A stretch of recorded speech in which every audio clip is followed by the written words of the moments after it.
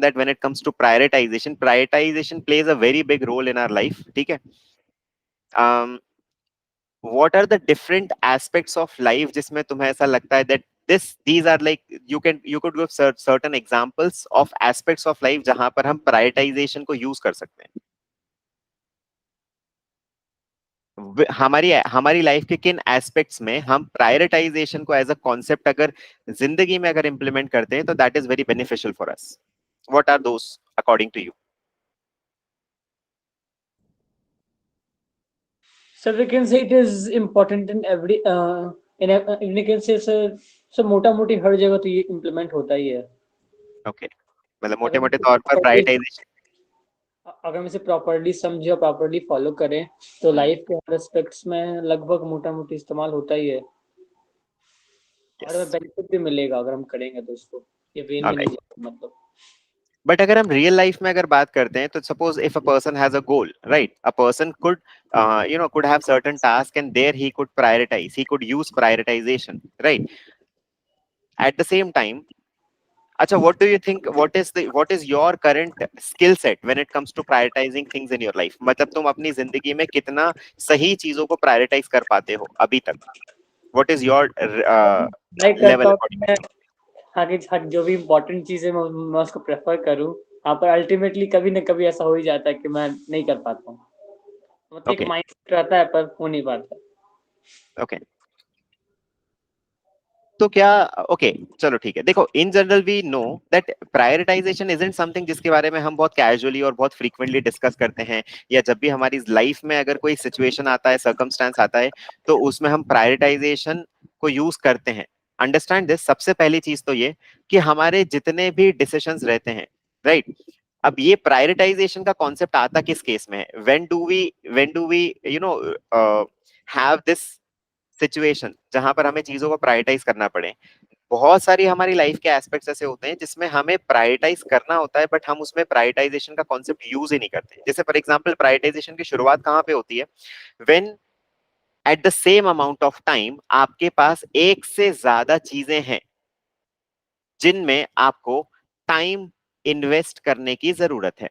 मतलब आपकी लाइफ में क्या चल रहा है?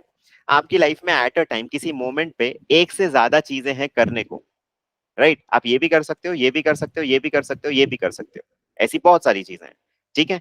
बट वो सेम टाइम पर, या सेम टाइम पर जरूरी नहीं है कि उनको उसी टाइम पर करना है, but we decide this that whether we will be doing it at that moment of time और नॉट. ओके? तो इस तरह की बहुत सारी हमारे पास चीजें हैं. नाउ इस इस टाइम पर क्या होता है पता है? हम सबके अपने अपने, understand this, we prioritize on two grounds, या बेसिकली हमारे इसमें एक हम कह सकते हैं हमारे सभी के जो वर्क पैटर्न होते हैं उन सब में एक डिफॉल्ट प्रायोरिटाइजेशन होता है. ओके? ये डिफॉल्ट प्रायोरिटाइजेशन से मेरा मतलब क्या है? जैसे for example, we know that we have our own choices. What are choices? जब भी हम बात करते हैं that we have certain choices, we have our own choices, everybody has his or her own different choices. Choices क्या होती हैं? don't isn't it the case that prioritization होना, या हमने बाय डिफॉल्ट किसी चीज को प्रायोरिटाइज करा हुआ है और वो हमारी चॉइस होना, ये बात एक ही हो जाती है, right? So that means we all have our own choices, that means we all have our default prioritizations. अगर जैसे कोई फॉर एग्जांपल के लिए if there's a student, और अगर उसको पढ़ने से ज्यादा अगर स्पोर्ट ज्यादा पसंद है, तो जब भी उसके पास he'll find himself stuck in at this time जहां पर वो एजुकेशन ए या स्पोर्ट्स बी, अगर इनमें से उसे खुद से अगर कुछ चूज करना है, तो क्योंकि उसका डिफॉल्ट चॉइस या डिफॉल्ट प्रायोरिटाइजेशन जो है वो बाय डिफॉल्ट है, तो भले कोई भी चीज का सिग्निफिकेंस कितना हो, इंपॉर्टेंस कितना हो, हम कभी भी उस चीज को प्रायोरिटाइज नहीं कर पाते. जैसे फॉर बस एग्जाम्पल, टाइम के अकॉर्डिंग होना चाहिए कि अभी सिचुएशन देख के होना चाहिए कि कौन सा हमें अभी अभी के लिए इम्पोर्टेंट है, अभी के लिए इम्पोर्टेंट. राइट, मतलब बेसिकली सबसे पहले हमें ये समझना चाहिए कि डिफॉल्ट प्रायोरिटाइजेशन जैसी चीज हर इंसान में एग्जिस्ट करती है.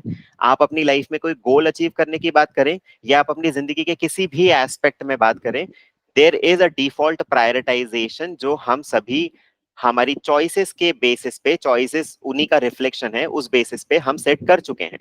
अब कभी कभी क्या होता है कि ये चॉइसेस हमने क्यों चूज किया है। जैसे for example if there is a student and education या स्टडीज के कंपैरिजन में स्पोर्ट्स उसने क्यों चूज किया है, why is his default prioritization sports? Because जैसे for example sports is something that he loves playing, he enjoys doing that particular activity, right?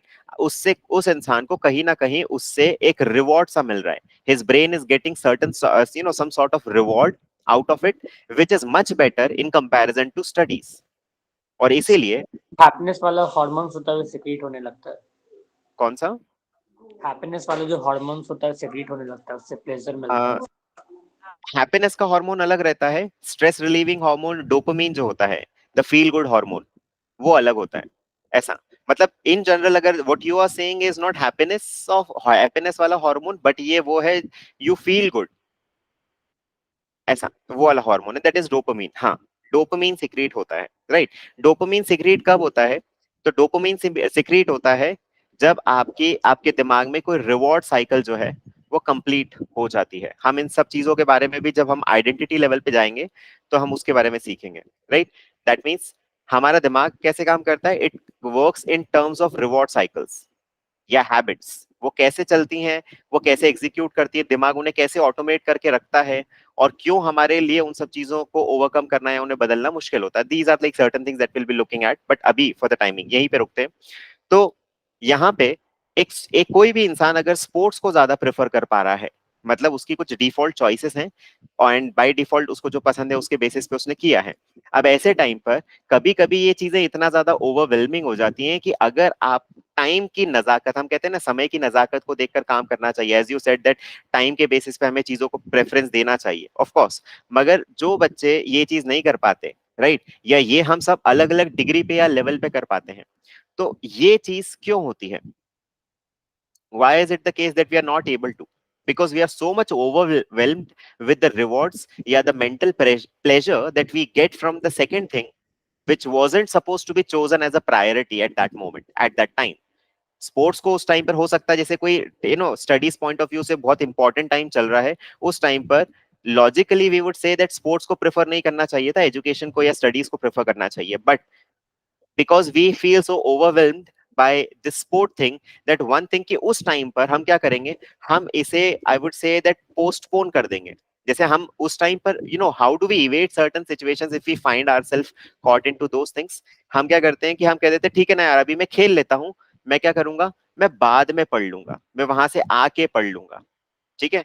But अगर हम ऐसे देखें तो this is just evading the situation, right. तो in general the conclusion of this thing is कि हम सभी के डिफॉल्ट प्रायोरिटाइजेशंस हैं, और वो डिफॉल्ट प्रायोरिटाइजेशंस जो हैं उनकी वजह से कई बार ऐसा होता है कि हमें जब सिचुएशंस ऐसी आती हैं where we are suppose to choose between 1 2 3 और 4 different things, we have a natural prioritization, जिसकी वजह से कभी कई बार हम गलत चीजों को प्रायोरिटाइज करेंगे। अगर हम गलत चीजों को प्रायोरिटाइज करेंगे तो उस वजह से हमारा पूरा जो सिनेरियो एंड सिचुएशन हो जाता है, राइट, वो डिस्टर्ब होता है, right? So how to evade those situations, how to evade such thing, this is all about prioritization।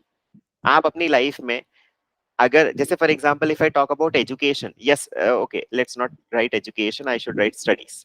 So if I talk about studies, studies में देर फॉर एग्जांपल आपके पास किस तरह के प्रायोरिटाइज मतलब किस तरह के इंटरनल ऑप्शंस हो सकते हैं if you have to choose within studies. तो for example just for example, our हाँ सब्जेक्ट। हाँ ओके चलो, जैसे फॉर एग्जांपल आपकी एग्जाम है, ठीक है, एग्जांपल के लिए यू देर आर स्टूडेंट्स, जैसे मैं अपने आप में एक स्टूडेंट था जिसके साथ क्या कहानी थी, I loved physics to the extent कि अगर मैथ्स का भी पेपर 4 दिन बाद है, ठीक है, और मैथ्स में मुझे बहुत कुछ कवर करना है, फिर भी आके स्टार्टिंग के 2 दिन जो है मैं फिजिक्स पढ़ ही लूंगा। कह रहे ठीक है मैथ्स देख लेंगे, कोई दिक्कत नहीं, फिजिक्स अभी कवर कर लेता हूँ, फिजिक्स ऐसा भी मेरे साथ हुआ था, अभी जो एग्जाम हुआ था यूटी, है उस ना। समय सेम किया था।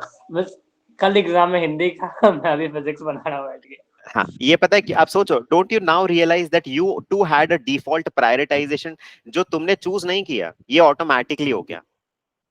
ये सही बात से, और मुझे लगा कि नहीं फिजिक्स ज्यादा इंपॉर्टेंट है, हिंदी देख लेंगे। हाँ ठीक है, और भले ऐसा हो जाए कि फिजिक्स के कंपैरिजन में हिंदी में कम ही मार्क्स आएंगे, पर हम फिर भी सेटिस्फाइड रहेंगे उसमें, क्योंकि फिजिक्स में ज्यादा आ गए। कमी हाँ आया भी कमी मेरा। हाँ ना, तो वो चीज इसीलिए होती है। अब सोचो अगर हम ऐसे देखें, अब let just say let's take your example only, ये स्टडीज में आई थिंक जो हम पॉइंट रेज करना चाहते थे वो वैसे भी हो चुका है। तो suppose we talk about your current your previous class में आपका लेट जस्ट से ऑब्जेक्टिव था स्कोरिंग 95%, ठीक है।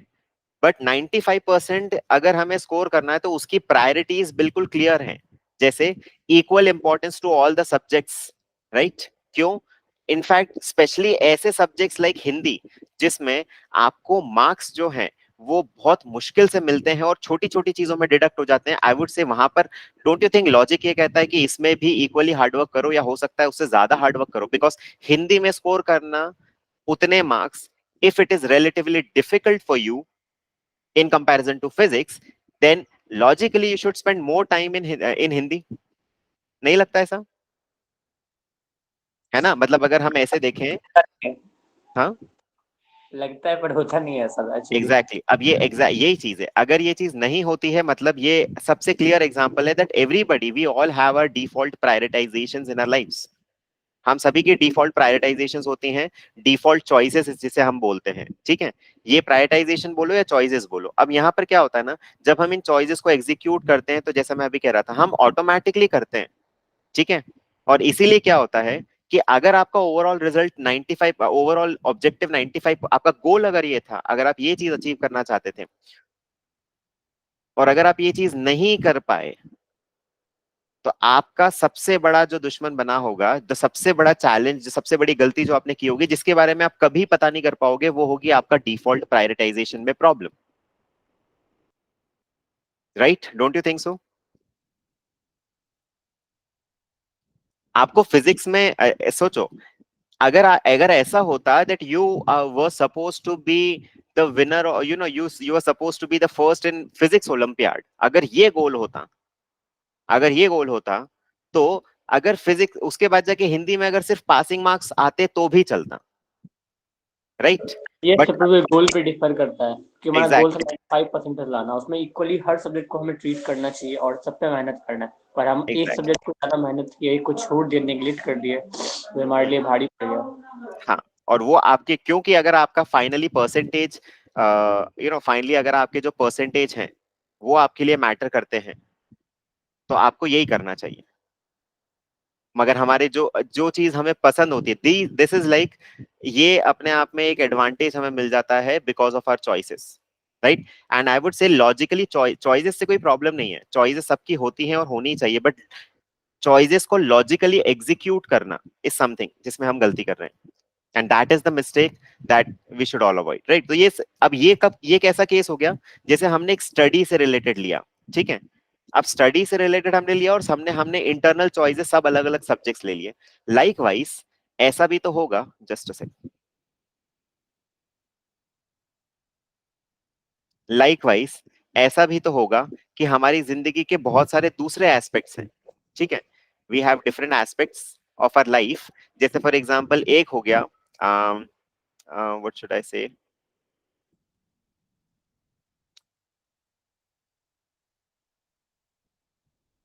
Okay, what should I say, जैसे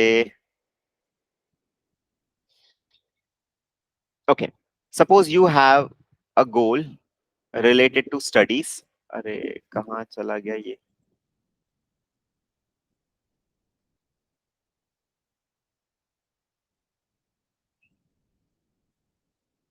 हम्म, ठीक है, alright.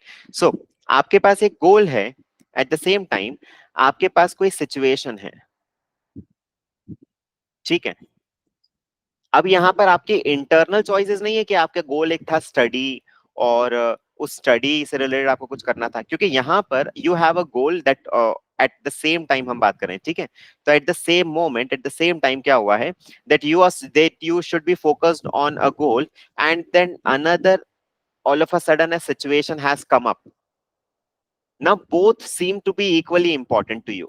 The situation is like an emergency or something, and your goal of course is very important to you. अब ऐसे सिचुएशन में इंसान क्या करेगा?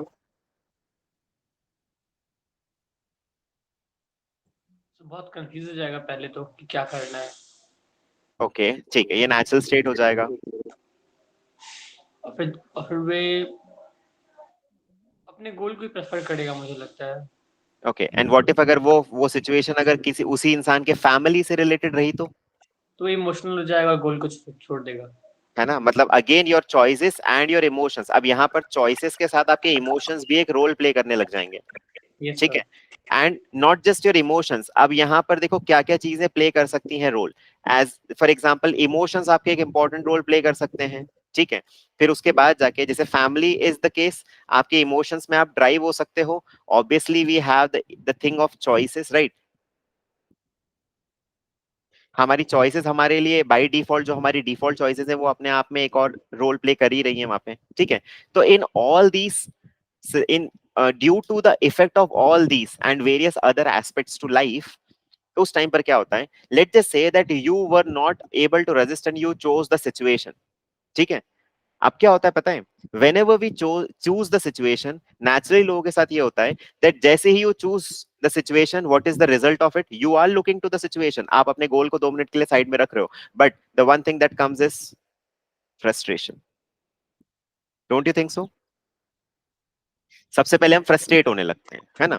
अब फ्रस्ट्रेशन में अगेन हमारा दिमाग काम नहीं करता, क्योंकि डोंट यू थिंक कि अगर हम यहाँ पर हमारे गोल को अचीव करने के लिए या जो भी पर्टिकुलर चीज हम करना चाह रहे थे, नॉर्मली हम हमारी चॉइसेस के केस में तो ऐसा करते हैं।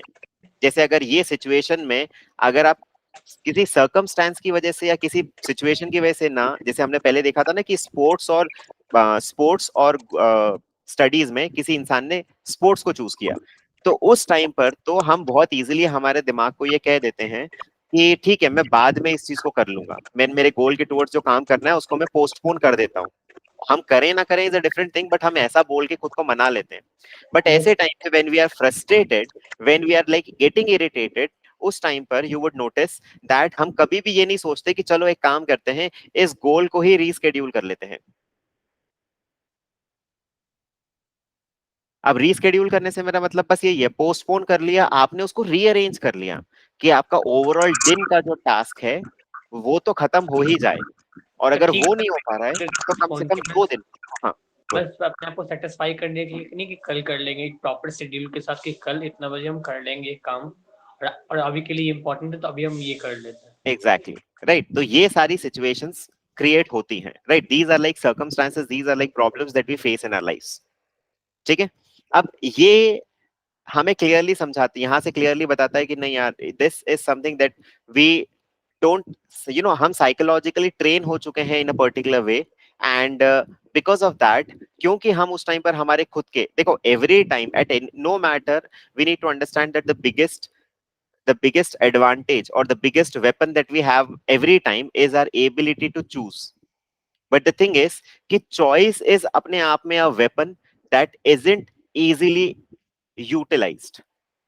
हर मोमेंट में आपके पास एक चॉइस होती है। जैसे for example let just say that अभी 7 बजे you knew the class is at 7, right? 7 बजे क्लास है, एंड 7 बजे लेट जस्ट से कि कोई मूवी का प्लान हो जाता, and you have got a surprise that कोई मूवी का प्लान है। ठीक है, again don't you think if you find yourself in a situation every time it is completely on to you to choose.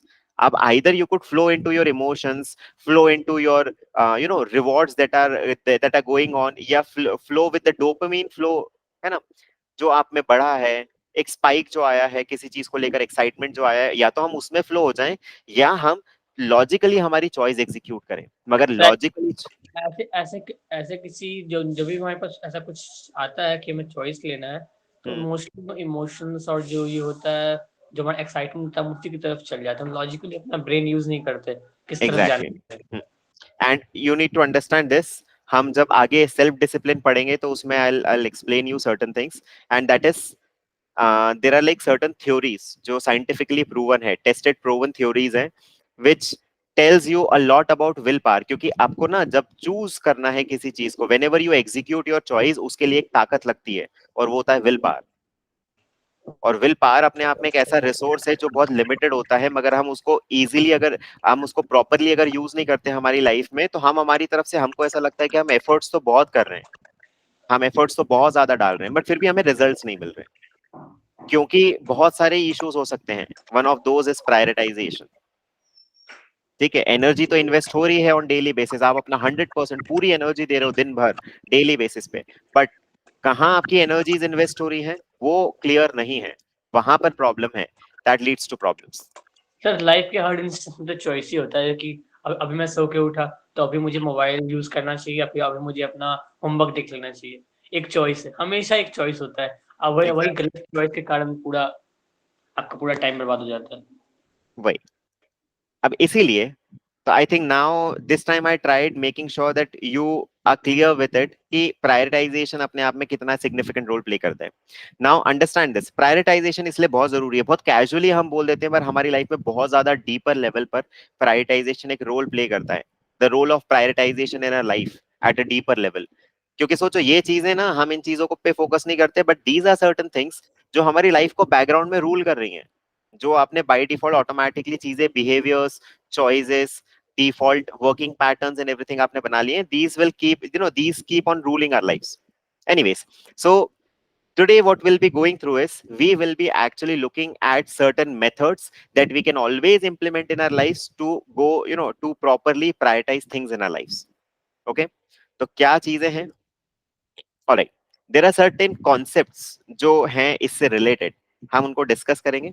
ठीक है, first is eating the frog. कभी सुना है ईटिंग द फ्रॉग के बारे में?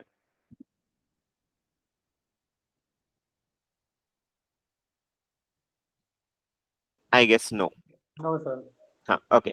देखो, ईटिंग द फ्रॉग अपने आप में ना सिर्फ ये जैसे as you can see here, it is said to be a productivity technique. ठीक है, that emphasises on tackling the most challenging या important task first thing in the day. अगर आपका दिन आपके आपके ऊपर है, तो अगर आप सच में चाहते हो कि आप हमेशा पूरे दिन भर में आपके जितने भी टास्क हैं उनको हर बार कंप्लीट कर पाओ, तो you need to get started in a very good way and handle the most difficult task. इसका सिंपल कहने का मतलब यही है, ठीक है, eat live frog first thing in the morning and nothing worse will happen to you the rest of the day. मतलब अगर आपने सबसे डिफिकल्ट काम को अगर सबसे पहले टैकल करना चालू कर दिया कि हाँ चलो सुबह से जैसे आप स्टार्ट हो रहे हैं, तो सबसे पहले आपके पास 5 चीजें करने को, उन 5 चीजों में से आपने देखा कि सबसे डिफिकल्ट मुझे जो लगता है वो मैंने सबसे पहले करना चालू कर दिया, क्योंकि वो चीज अगर खत्म हो गई ना, तो उसके बाद जाके बाकी सारी चीजें जो हैं वो तो बहुत इजी है। उसके बाद जाके अगर एक बार वो आपने टारगेट अचीव कर लिया, तो you will have that sense of real, sense of achievement with in yourself. You know सबसे पहला टास्क कंप्लीट करके वो सेंस ऑफ अचीवमेंट अगर आ जाएगा, क्योंकि सबसे बड़ा काम आपने कर लिया है। जैसे हम पहले भी 80-20 रूल के बारे में बात कर चुके हैं, राइट? तो वो जो मोस्ट हमारे दिमाग में भी वो चीज चलती है कि सबसे इंपॉर्टेंट टास्क जो है, अगर उसको आपने पहले कर लिया तो उसका साइकोलॉजिकल इम्पैक्ट भी तो होता है, और वो आपको एक ऐसा पॉजिटिविटी देता है कि फिर रेस्ट ऑफ द डे आपके लिए बाकी रिमेनिंग छोटे छोटे टास्क कंप्लीट करना बहुत ईजी हो जाएगा। तो जब भी आपके पास तीन, every time listing down every task in the morning, जिसके बारे में हम बार बार बात कर चुके हैं, ठीक है, वो चीज तो ऑब्वियसली जरूरी है। Now the idea behind eating the frog is that by completing the most difficult or daunting task early in the day, you will set a positive tone for the rest of your day and build momentum. की aspects क्या होते हैं इस चीज के? देखो, पहली चीज priority setting. Eating the frog first, right? Eating the frog encourages you to identify the task that is causing the most procrastination or stress and prioritize it all above all others. बहुत सारी चीजें by default ऐसी रहती हैं जो हम prioritize, हमें मालूम है कि हम चीजों को डिले करते जा रहे हैं, एक ऐसा टास्क है जो हम बस डिले कर रहे हैं, हम नहीं कर रहे हैं उस चीज को, और वो हमारे लिए it acts like the frog that is to be eaten, right? We need to eat that frog, but all we are doing is just delaying it. और इस तरह के फ्रॉग्स हमारे डेली टास्क में भी होते हैं, क्योंकि कहीं ना कहीं वो जो टास्क आपने छोड़ा है वो किसी ना किसी डेली टास्क का ही हिस्सा था जिसको आपने छोड़ा, right? So every time if we set this mindset, अगर आप प्रायोरिटी सेटिंग सही तरह से कर रहे हैं, तो उसमें सबसे इंपॉर्टेंट एस्पेक्ट ये वैसे भी आ जाएगा, ईटिंग द फ्रॉग फर्स्ट। सबसे पहले सबसे डिफिकल्ट काम पर अपना 100% दे दो, क्योंकि वो अगर एक बार खत्म हो गया तो फिर तो बाकी सारी चीजें हलवा लगेगी। Okay, the next is energy management, और ऑब्वियसली ये 80-20 रूल जिसकी हम बात कर चुके हैं, वो 80-20 रूल को भी कंप्लाई करता ही है। ठीक है, now when it comes to energy management, many people find that their energy and focus are highest in the morning. By tackling the most challenging task first, you capitalize on this peak energy period, increasing the likelihood of successful completion, right. तो यहाँ पर again वही situation आएगी, आप अगर energy management properly करेंगे, जैसे हमने अभी भी देखा था कि नहीं, अगर if you talk about will power, right, if we talk about executing our choices, if we talk about willpower, it is kind of a limited resource, and अगर हम उसका major portion in the morning itself अगर हम सबसे पहले सबसे important task को या मोस्ट चैलेंजिंग टास्क को अगर दे दें, तो बात ही खत्म हो जाएगी, फिर कोई प्रॉब्लम ही नहीं है। साइकोलॉजिकल बेनिफिट्स भी होते हैं, we have already gone through, right, we can clearly understand कि साइकोलॉजिकल बेनिफिट्स क्या होंगे। प्रोक्रास्टिनेशन अगर हम बात करें तो वो अपने आप में प्रिवेंट हो जाएगी, क्योंकि वी कैन क्लियरली सी कि अगर कोई चीज ऐसी है, if the task is like a frog that is to be eaten for us, then what what we are doing is we are by default delaying that eating the frog thing, and यहाँ पर हम सबसे पहले उसी चीज को head on hit करके और उसको खत्म करने की बात कर रहे हैं, the first thing in the morning, so by default it will help a lot. And obviously उसके बाद जाके अगर हम बात करें तो टाइम मैनेजमेंट, क्योंकि by prioritizing the most important task first, you ensure that your time is allocated to activities that align with your goals, क्योंकि obviously आपका गोल आपके दिमाग में होगा ही जब आप किसी चीज को as a frog consider कर रहे हैं that is to be eaten. All right, so this is the first technique, this is one thing which is very important, and that is eating the frog first. Now इसके अलावा अगर हम बात करें तो there are like certain methods जो आपको help करती है कैटेगराइज करने के लिए, कि how you can understand that which I would से किस तरह से हम कैटेगराइज करेंगे हमारे टास्क को, दैट क्या चीज सबसे पहले लेनी चाहिए, प्रायोरिटी का सेटिंग का जो तरीका है। So here first of all we have an Eisenhower matrix. Eisenhower matrix पता है क्या है? ये बेसिकली सिंपली अ क्वाड्रेंट है, ठीक है, okay. This quadrant is simply a logical quadrant, जिसमें उनका कहने का मतलब यह है, if you consider this line as urgent, urgency, right, x axis is urgency, y axis is let's just say importance। तो यहां पर उनका सिंपल कहने का मतलब यह है दैट आपके लिए जो अर्जेंट एंड इंपॉर्टेंट है, सबसे पहले उनको उन पे फोकस करो, उसके बाद जाके जो अर्जेंट नहीं है बट फिर भी if they are important, urgent नहीं है, देखो हर बार ना हमें ऐसा लगता है कि क्या करना चाहिए पहले, अर्जेंट जो इंपॉर्टेंट है बट अर्जेंट नहीं है, या जो अर्जेंट है बट इंपॉर्टेंट नहीं है।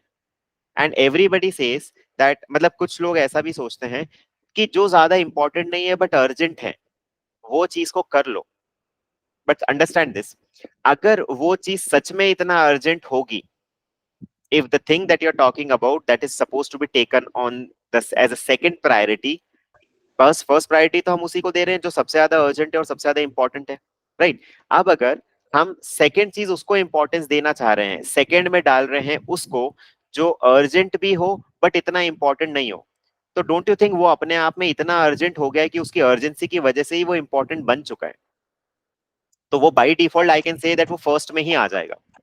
यस है ना? तो इसीलिए first of all focus on the things that are important and urgent both, then focus on the things which are actually important, right, but that are they are not very urgent, urgent नहीं है but आपको पता है कि ये चीज तो बहुत इंपॉर्टेंट है, ये करना चाहिए, उनको हेड ऑन कोलाइड करो, उसके बाद जाके you can look for the things which are urgent, कि हाँ यार ये सबसे पहले कर दे, इनमें हमारे पास टाइम लिमिट कम है एंड इंपॉर्टेंट नहीं है, ठीक है।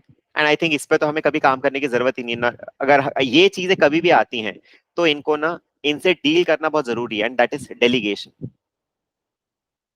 वन और दी अदर वे, अगर आप वो काम किसी और से करवा सकते हो तो करवा लो, एक ऐसा काम जो आपके गोल के बेसिस पे ना ज्यादा इंपॉर्टेंट है ना अर्जेंट है, उसको हमेशा डेलीगेट कर दो, उसको वन और दी अदर वे कोशिश करो कि आप किसी से करवा लो, तो आपका टाइम बचेगा and you can be like focused on to the thing that is the most important to you, ठीक है। And this is how it goes, right? So quadrant 1, quadrant 2, quadrant 3 and quadrant 4, I think mathematics, हाँ, yes saying sir, something, I think fourth quadrant को हमें एकदम try करना चाहिए, मतलब हम नहीं कर पाए तो हम किसी और से करवा ले, या फिर हमें उसे इग्नोर करना चाहिए। एग्जैक्टली, जो अर्जेंट भी नहीं है जो इंपॉर्टेंट भी नहीं है, उसके लिए सिंपल यही है भैया, आप उसे डेलीगेट कर दो, छोड़ दो उस चीज को, उसको कभी भी इतना फोकस करो ही मत। और मेरे हिसाब से आपके कभी भी अगर आप सच में अपने गोल, और इनफैक्ट आई कैन से फोर्थ क्वाड्रेंट में कुछ ना होना इज द बेस्ट साइन, मतलब फोर्थ को अगर आप मान के चलो कि आपके पास 5 टास्क है, आपने आइजनहोवर मैट्रिक्स को यूज करने की कोशिश की और उसमें आपने अम, उसमें अगर आपने सब चीजों को अपने टास्क को डाला उसमें, एंड उसमें ऐसा हो रहा है दैट फोर्थ में कुछ नहीं है, तो मतलब आपने किसी भी चीज को कम इंपॉर्टेंट और कम अर्जेंट समझा ही नहीं, that is the best thing.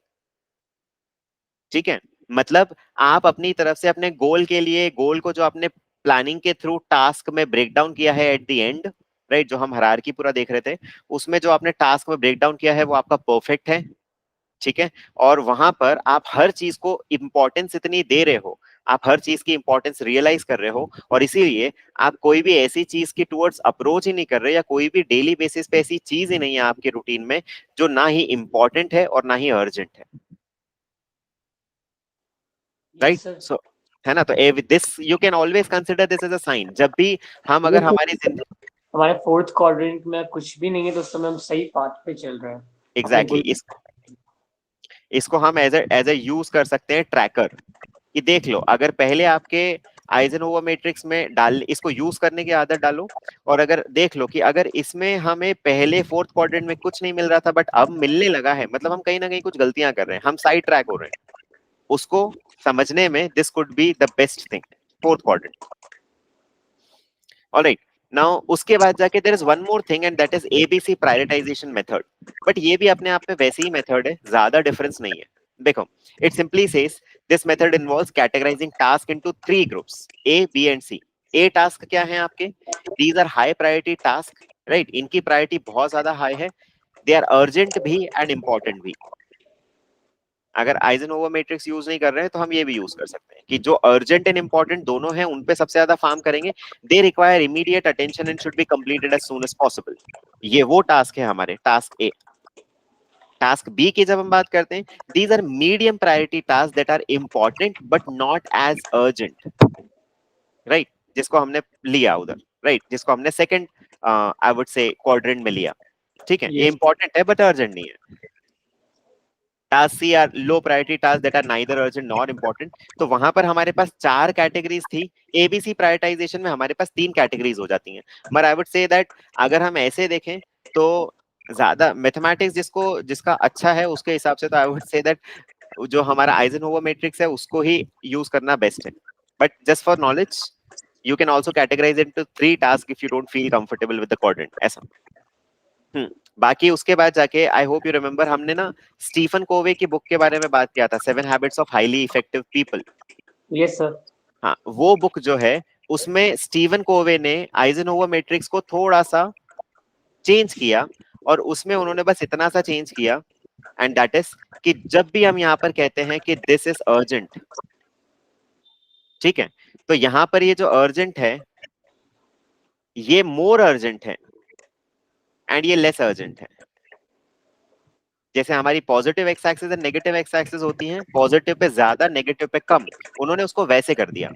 तो इससे क्या हो रहा है कि आप ना, जो इससे फायदा क्या हुआ, इस कोई कहेगा कि एक ही तो बात है, बट ऐसा ऐसा नहीं है कि एक ही बात है।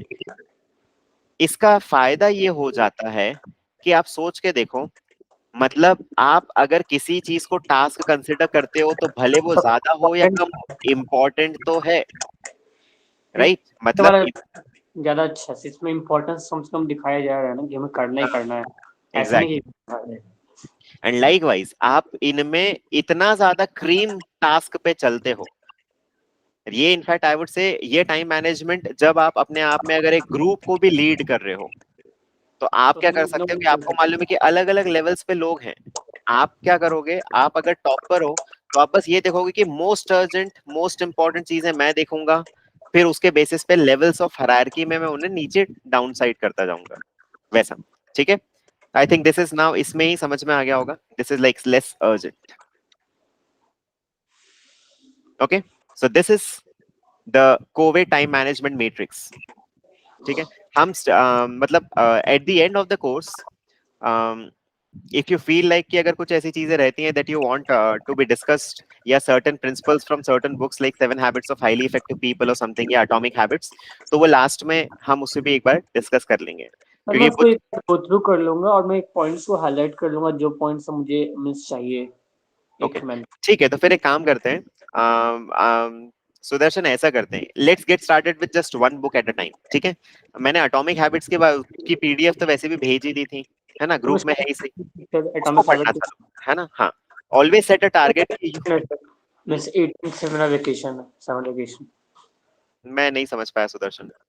मींस मेरा 18th को पीटीएम है और मोस्ट प्रोबेबली 18th के बाद मेरा वेकेशन हो जाएगा स्कूल में। ओके नहीं, मैं ये चाहता हूँ कि irrespective of your vacation, irrespective of whether the classes is going on or not, will be definitely taking alternate day sessions only. मतलब within 2 days, if you could just spare like 14 minutes, 15 minutes, 20 minutes for book reading, तो you will have sufficient book reading. मतलब मैं चाहता हूँ कि तुम अगर बहुत सारा पढ़ सको तो बहुत अच्छी बात है, मगर अगर कम भी पढ़ो तो भी डेली बेसिस पे कम से कम 15 से 20 मिनट देने की आदत डालना, तो विद नहीं इन सर, स्पैन बहुत ऑफ ही पढ़ूंगा तो फिर मैं डबल बेनिफिट हो जाएगा, मैं इंग्लिश का वोकैबुलरी भी अच्छा हो जाएगा, रीडिंग स्किल भी अच्छा हो जाएगा, और मुझे जो काम है, मेन काम है, वो भी हो जाएगा। चलो तो फिर इस अगर ऐसा है तो गो थ्रू चैप्टर वाइज, ठीक ठीक है? है सर, मैं जैसे वाइज हम मिनिमम एक, जैसे अगर तुम एक चैप्टर तुमने स्टार्ट किया, खत्म कर लिया, अगर दूसरा स्टार्ट कर रहे हो तो फिर हमारी क्लास से पहले दूसरा भी खत्म ही करना। Getting it? मतलब या ये तो सर ऐसा कर लो कि ऑल्टरनेट, मतलब जो ऑल्टरनेट क्लासेस है उसमें एक एक चैप्टर चलने दें, या अगर तुम हाँ, दो दो तीन तीन भी पढ़ सको कोई प्रॉब्लम नहीं, बट जो भी चैप्टर पढ़ोगे, जो भी पार्ट कंप्लीट करोगे, उसको पूरा करना है, finishing what we start, yes sir. है ना? हाँ, चलो, and one more thing, that is Moscow. अब ये मॉस्को क्या है? ये भी अपने आप में बहुत अच्छी मेथड है। देखो, this method is often used in project time management to prioritize tasks based on their importance of achieving project objectives. अब ये बहुत अच्छी क्यों है? Because of the last thing, importance to achieving project objectives. जैसे अभी हमने देखा था कि हमारी चॉइसेस जो होती हैं, हमारी चॉइसेस हिंडर करती हैं हमारे, या हमारे डिसीजन मेकिंग को मैनिपुलेट करती है, वो चीज नहीं होगी अगर आप इसे यूज कर पाओ तो। दैट इज, पहले आपको सिंपली ये क्या करना है, यहाँ पर मॉस्को में ये जो एम है, it is for must have. आपको हमेशा अपनी सारी चीजों को ऐसे देखना है, टास्क मतलब टास्क को that are critical and most and must be completed for a project to succeed. आपके गोल के लिए जो होना चाहिए कि ये तो करना ही है, these are your must haves, उनको हाई प्रायोरिटी पे रखना है।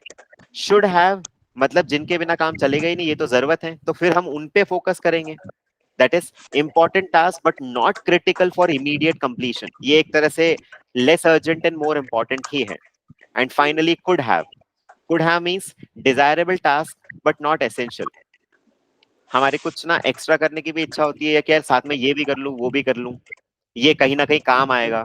जैसे ये course, this is not directly helping you in achieving very good marks in your exam, but in turn it is helping you like a lot in indirect benefit sir, we can say ये path मेरे लिए create कर रहा है, वैसा exactly कुछ। ये वो बात हो जाएगा जिसको तुम हर बार यूटिलाइज करो, और जितना तुम यूटिलाइज करोगे इसको यूटिलाइज करने में और अच्छे होते जाओगे।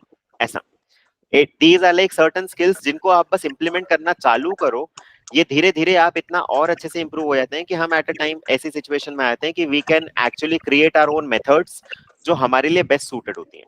और सर एक्चुअली हमारा माइंड सोचता है कि नहीं ये इम्पोर्टेंट नहीं है हमारे लिए, सबसे पहले से यही सोचता है हमारा माइंड। हाँ, पर हमारा माइंड लॉन्ग टर्म बेनिफिट के लिए नहीं सोचता, शॉर्ट टर्म बेनिफिट हमेशा देखता है।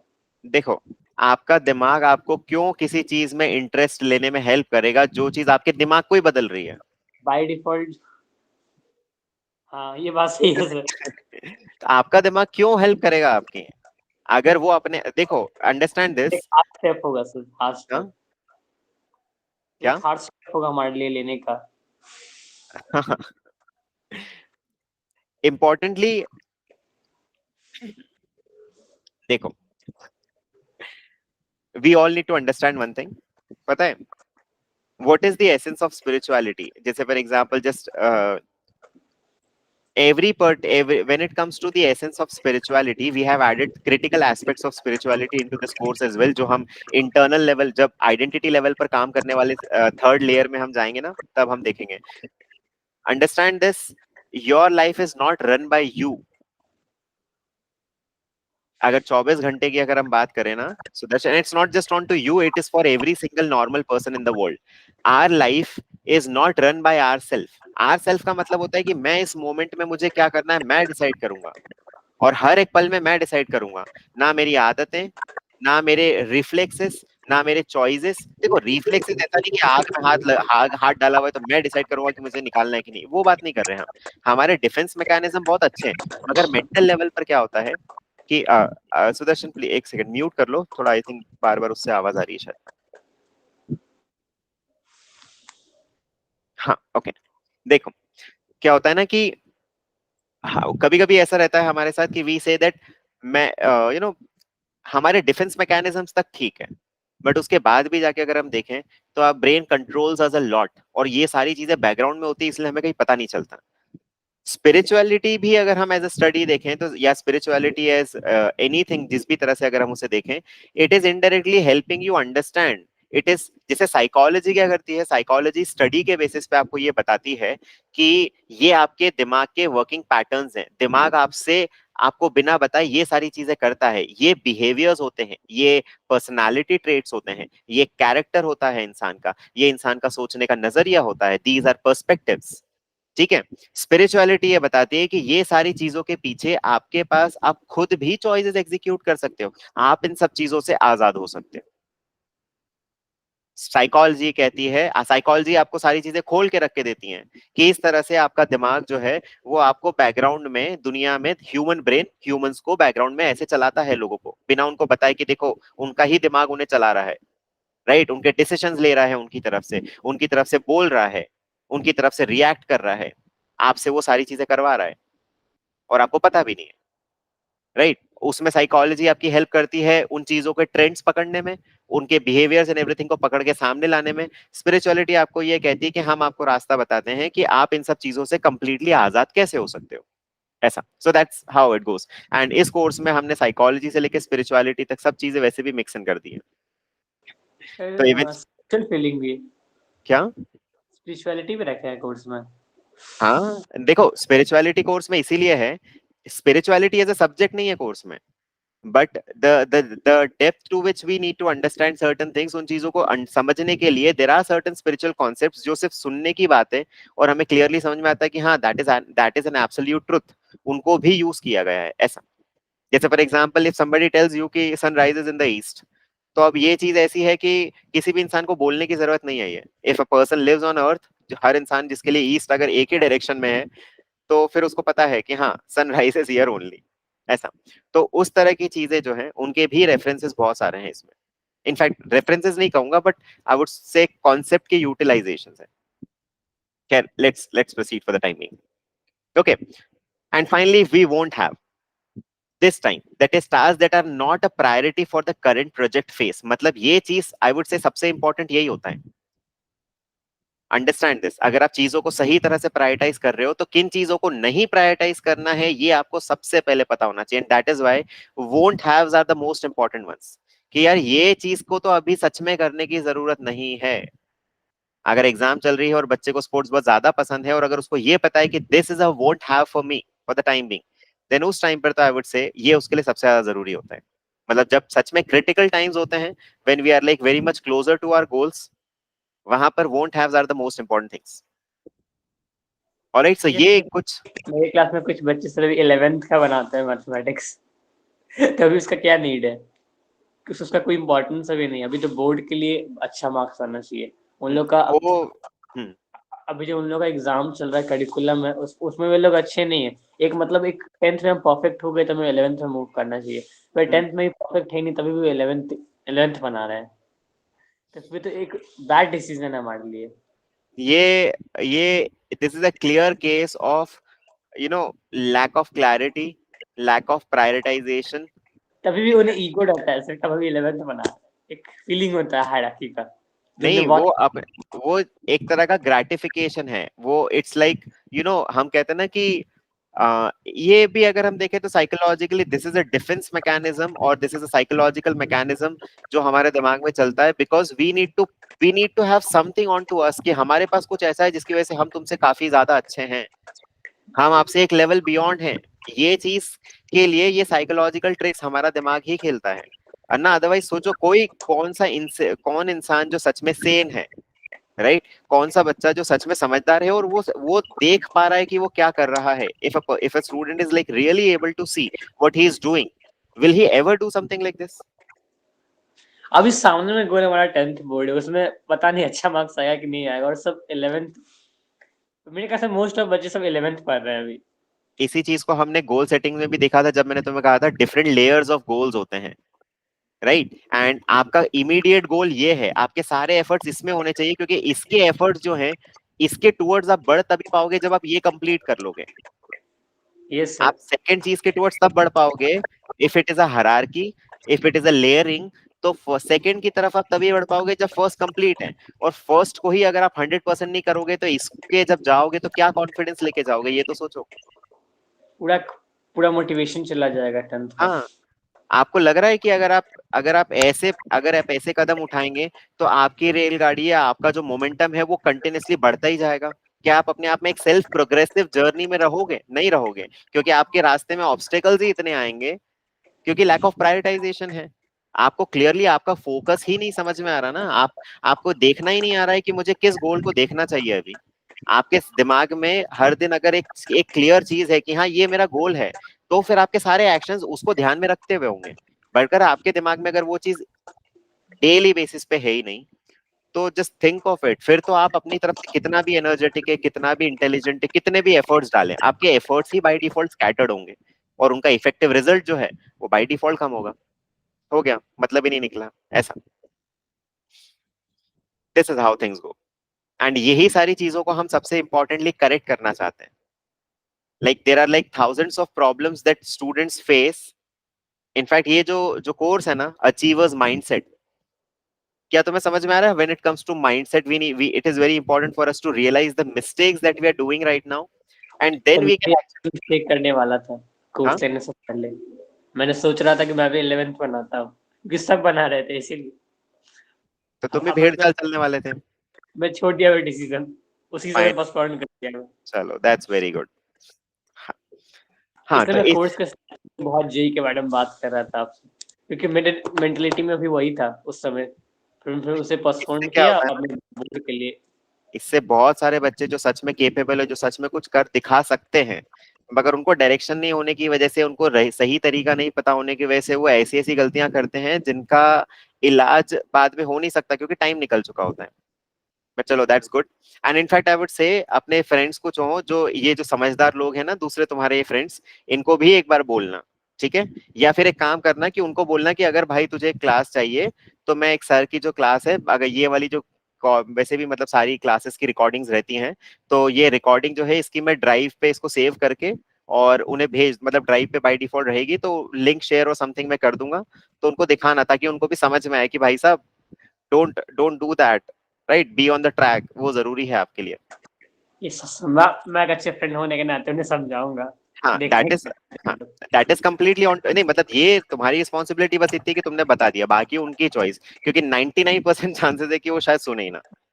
नहीं सुनेंगे मुझे लग रहा है। इसीलिए बट अपनी तरफ से एफर्ट्स करके छोड़ दो, बाकी जाने दो। एनीवेज, तो देखो ये है prioritization. I think now you are clear with it, right. यहाँ पर ये जो हमने अलग अलग मेथड्स देखी हैं, इनमें से you can you I would say that always, if I were to take the decision, I would say always use the MoSCoW method with Covey's time prioritisation method, third and fourth together. ऐसा मतलब कैसे? कि जब भी आप अपनी तरफ से स्टीवन कोवे का ये ये प्रायोरिटाइजेशन वाला अपन जो क्वाड्रेंट अगर बनाते हैं प्रायोरिटाइजेशन के लिए, तो उसमें इसको हमेशा वैसे देखो दैट आपका जो मोर इंपॉर्टेंट और मोर अर्जेंट है, वो एक्चुअली आपके मस्ट हैव्स हो, ठीक है? उसके बाद जाके अगर हम बात करते हैं more important but less urgent, should have. देखो अब यहां पर अगर हम ऐसे देखें, तो आई वुड से it is like should have, ठीक है? फिर उसके बाद जाके ये होना चाहिए could have, and likewise this is the last one, which is in fact the most important one, and that is won't have, ठीक है? Less urgent, less important should be here won't have. Alright, तो इनको साथ में रखने से क्या होता है कि हम दो अलग अलग एंगल से चीजों को देख पाएंगे, ठीक है? अगर इफ आई से it is more important and more urgent, right, या अगर मैं पूछूं खुद से एक क्वेश्चन करूं कि what is it that I would say that it's a must have thing for my goal, कि ये तो मुझे करना ही पड़ेगा, नहीं यार, ये चीज छोड़े बिना मेरा गोल नहीं हो सकता, that would be your must high, which would be by default more urgent and more important for you. इससे ना, जब हम इसको मॉस्को मेथड से साथ में मर्जन करेंगे ना, तो उससे होगा क्या कि हम ना अपनी तरफ से जो हमने कहा था कि हमारा एक डिफॉल्ट प्रायोरिटाइजेशन है, उसको ओवरकम कर पाएंगे। क्योंकि अगर आपने सिर्फ स्टीवन कोवे का अगर ये मैट्रिक्स यूज किया, तो इसमें क्या होता है कि आपका जो बाय डिफॉल्ट प्रायोरिटाइजेशन है वो हमेशा रहेगा, क्योंकि आप ना गोल को देखते हुए कभी भी टास्क को प्रायोरिटाइज नहीं करोगे। बट इफ यू से कि यार मेरे गोल के लिए what is my must have, if you just make a question, what is my पहले must have, ठीक है, आई फिर थिंक सेकंड, सबसे पहले थर्ड, हमें चूज करना, सबसे पहले हमें चूज करना चाहिए क्या हमारे लिए सबसे, क्या हमारे लिए इम्पोर्टेंट नहीं है। हाँ, और उनको निकाल के एक बार में अलग कर दो। हाँ, कि अभी अभी जैसे, और ये ना हर दिन करना चालू करो, तो बहुत इसकी सारा आदत टाइम डालो। हाँ, क्या, बहुत सारा टाइम हमारे पास बचेगा अगर वैसा करेंगे तो। वही ना, यही इसीलिए तो ये टाइम मैनेजमेंट और प्रायोरिटाइजेशन में है। प्रायोरिटाइजेशन अपने आप में देखो, टाइम मैनेजमेंट करना मतलब 24 घंटे में का सही यूटिलाइज करना। सही यूटिलाइज करने में उन चीजों को, अगर आप उसे सही तरह से करना चाहते हो तो प्रायोरिटाइज तो करना ही पड़ेगा राइट चीजों को। तो वो चीज एज द सेकंड एस्पेक्ट आ जाती है। So this is whole time management and prioritization. और आज की क्लास के साथ हमारा टाइम मैनेजमेंट एंड प्रायोरिटाइजेशन पूरा खत्म हो चुका है। ठीक है, will be switching on to the third thing, and it could be like, हाँ, यस सर, आई एग्री हाँ, सर। ओके, हाँ। अब इसके बाद जाके या तो हम मेंटेनिंग मोटिवेशन एंड मोमेंटम कैसे देखते हैं वो हम देखेंगे। मतलब किसी भी रास्ते पर अगर हम जब चलते रहते हैं, तो ऐसा नहीं है कि हम हर दिन चलेंगे, ये भी राइट। इम्पोर्टेंट है हाँ, कि तो आज चल रहे हैं, कल चलेंगे, फिर अगले दिन चलेंगे नहीं, क्या हाँ, पता। तो वो मोमेंटम कैसे बनाए रखेंगे हम, वो मोमेंटम का सिग्निफिकेंस क्या होता है, वो सारी चीजें हम देखेंगे फ्रॉम द नेक्स्ट ऑनवर्ड्स। ठीक है, ऑलराइट, चलो ठीक है, तो let's finally wind this out, and फिर हम मिलते हैं एक दिन छोड़ के। चलो, अच्छा, ठीक है, okay, bye. Bye sir, have a great day sir. Thank you thank you, sir. You welcome.